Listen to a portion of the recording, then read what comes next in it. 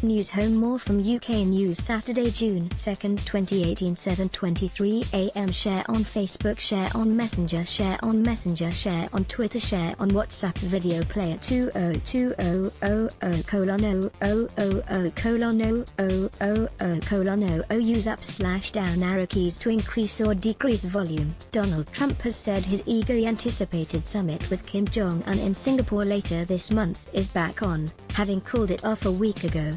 The announcement follows a meeting with senior North Korean official Kim Jong-sul, who arrived at the White House to deliver a letter from the country's leader on Friday. Speaking to reporters afterwards, Mr. Trump said the meeting had been a getting-to-know-you kind of situation and that the relationships are building, and that's very positive.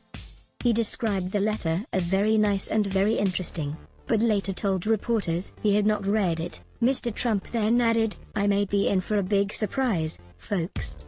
The president stressed that the negotiations between the countries were a process, but said he believed it would be ultimately very successful and could mean the end of the Korean War. Envoy Mr. Kim is the most senior North Korean official to visit the White House in 18 years, and his visit to the United States has been hailed as symbolic easing of tensions following nuclear tests last year.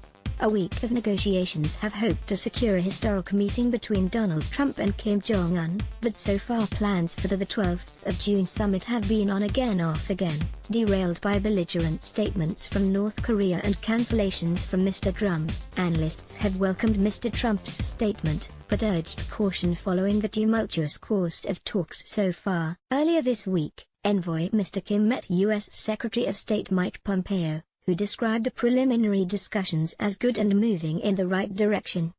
"Our two countries face a pivotal moment in our relationship, and it would be nothing short of tragic to let this opportunity go to waste," he said, adding that he believed North Korea was contemplating a strategic shift. Commenting on the details of the continuing process between the two countries, Mr. Trump said China's President Xi Jinping had helped with ensuring the summit would take place. The U.S. president said sanctions would remain on North Korea during the negotiations, but that new restrictive measures would only be imposed if talks broke down. He had not discussed human rights with Mr. Kim, he said. Copyright Sky News 2018. Share on Facebook, share on Messenger, share on Messenger, share on Twitter, share on WhatsApp. More from UK News. Visa apologizes as it says cards operating at full capacity after disruption. Visa is operating at full capacity, the company says, hours after millions of customers were left unable to pay for goods and services.